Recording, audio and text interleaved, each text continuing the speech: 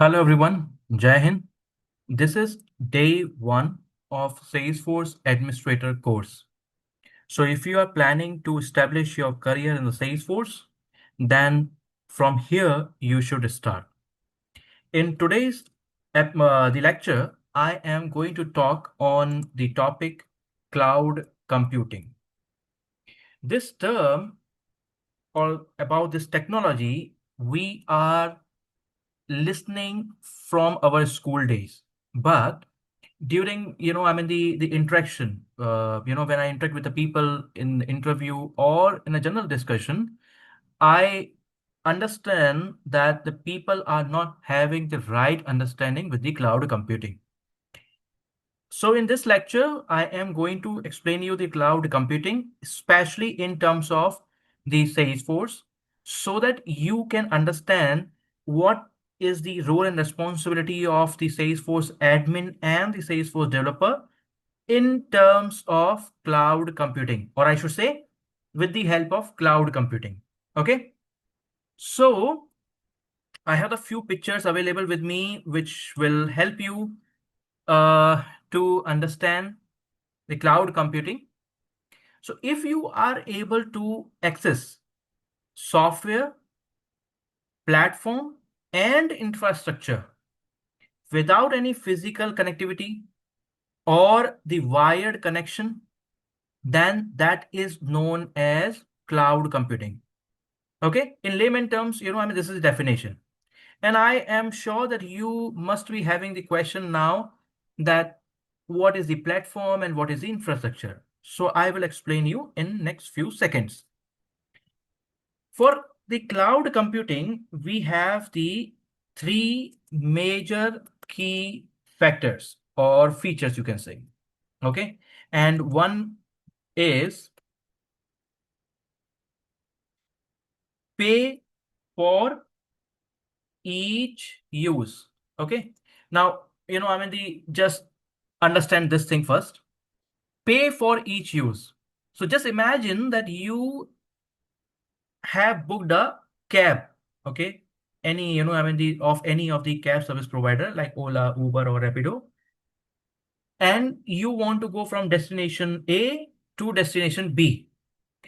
So since you have booked the cab, till the time you will reach the destination, you are the owner of the cab. Driver, neither the driver nor the cab service provider can allow any other passenger to board the cab without your permission. Okay, right? So you are the owner of the cab till you will reach the destination and you will pay for it. Okay, so that means pay for service. All right, and that is the why in cloud computing we don't say just software. Okay, what we say is software as a service. Okay, same as with the platform as a service, infrastructure. Okay, infrastructure as a service. All right, that means that it's a service. Okay, so you are accessing software, but as a service, you are taking a service, right?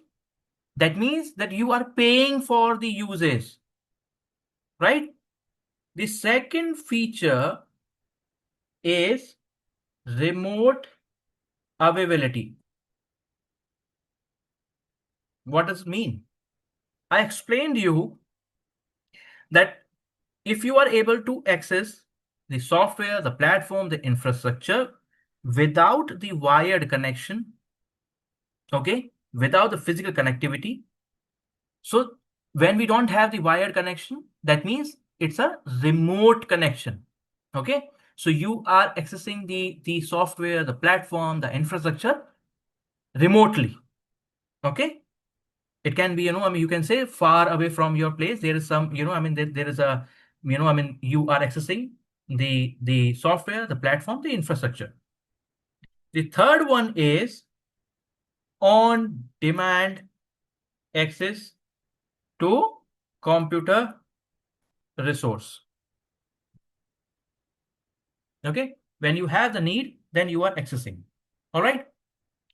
Now, so software as a service, platform as a service, and infrastructure as a service.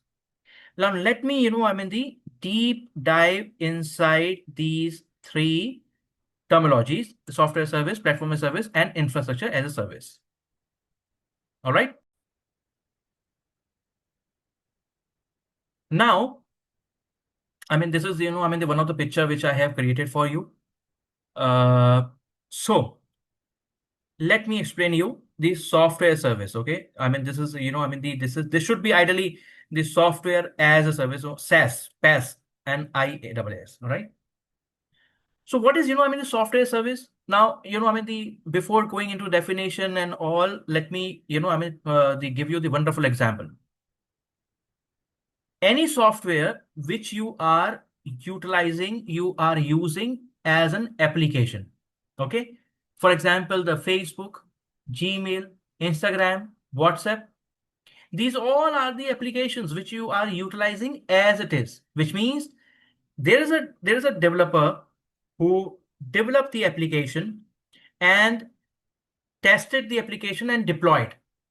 Now, as a user, we all are using. Okay, we don't have the permission to make a change inside the application. Okay, you're not permitted to make a modification, alteration in the application. Okay, so that is the software service. In very, the rare cases, there are the few applications where the software provider, okay, software provider gives you the permission to make a change inside the application. Okay, that changes are not, that changes doesn't mean that you are going to change a code. It's just a click, drag, drop. Just for example, in terms of Salesforce. So here, this is the Salesforce. And, just for example, if I, click on a setup and, if I go inside the object manager, the object manager, what is the object manager and all, I will tell you, but I'm just trying to tell you. So these are the fields available, right? So this is how, the UI looks like. Okay. So these are the fields, like for example, account name. So you see here the account name.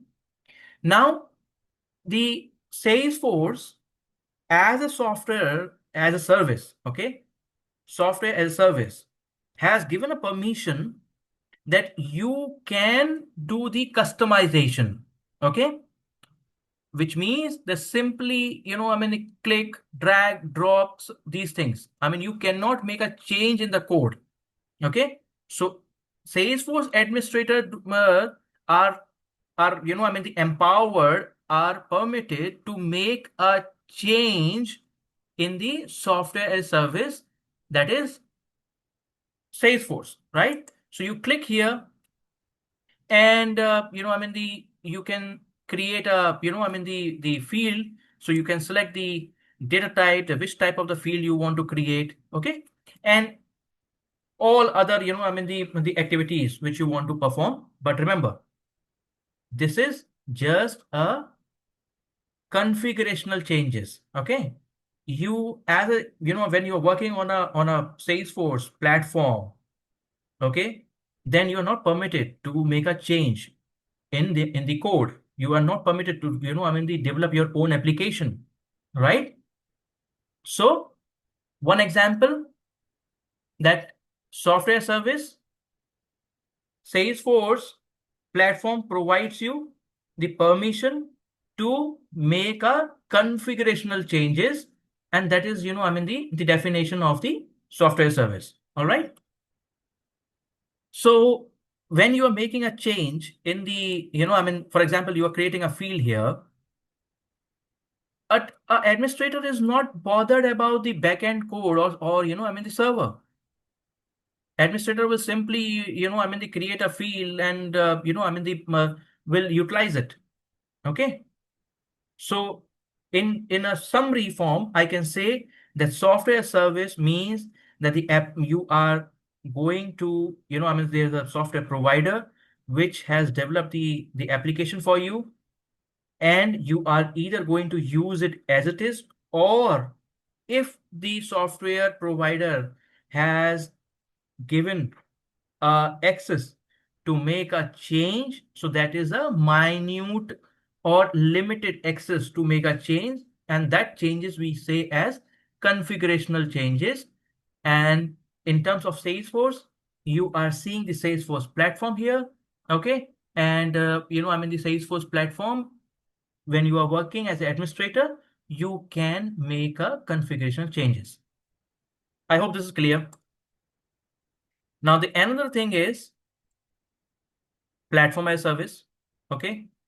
So what is the platform as service means? So platform as service means that there's a platform available. Okay. Cloud-based platform available for developers to develop the application, test it, and deploy. Okay.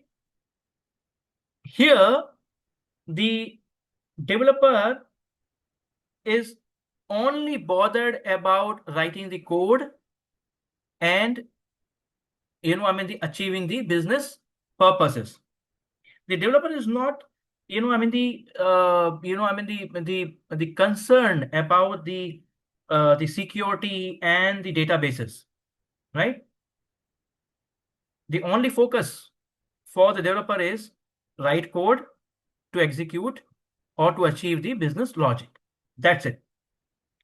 Because that the cloud-based platform will take care of the operating system, of the server, of the storage, etc., etc. So in terms of the Salesforce, you see here we have a developer console. We write the Apex code here. Okay. So Apex code. See, this is the one of the the Apex code of integration. Okay. So Apex code, or the LWC, right? Integration, all these, with the task related to the coding, related to the, the writing a proper code on a cloud-based platform. That is known as the platform as a service. Okay. So developer, so you understood the difference between the admin and the developer. Admin cannot do the coding. What admin can do? Just a configurational changes. A developer can do a proper coding on a cloud-based platform. And the benefit of using the cloud-based platform is that the platform provider take care of the server, the operating system, the storage, the security, database, everything. Okay. Now the last thing is the infrastructure. Okay. Infrastructure. Now, the infrastructure, if you see here that, these are some related to these are related to the networking. Okay. So what is the meaning of the infrastructure? Infrastructure, you can simply say as related to networking. Okay. Which means servers. Okay. Storage. Okay. Networking, firewall, load balancer, everything related to the networking. Okay. So basically, the cloud provides you the virtual server, storage, and networking. Okay, and it provides you the control over the infrastructure, which actually you do not want to buy or do the maintenance. Okay, just for example, we have the AWS. This is the example of the infrastructure as a service.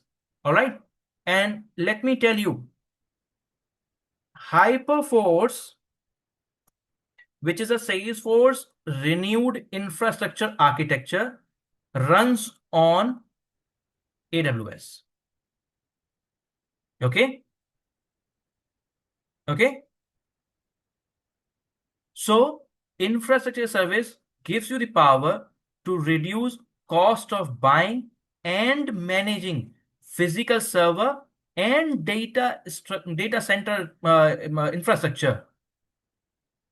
You need not to get it installed and then maintain. You are just using the the infrastructure of a provider company, and you are just paying for it. You're not bothered about the installation, the maintenance, or anything. And the one of the example which I have given to you is the Salesforce Hyperforce. What is Hyperforce? Is the Salesforce infrastructure architecture. Okay, that actually runs on AWS, Amazon Web Service. All right. So I hope that this makes you the clear with the cloud computing, and also you are able to understand the importance in terms of the Salesforce administrator and developer role. So but still, if you have any question, then please feel free to ask me. The comment sections are open for you. The contact details are in my the channel's introduction. We'll meet again in the next episode, in the next lecture. Till then, stay healthy, take care of your country. Jai Hind.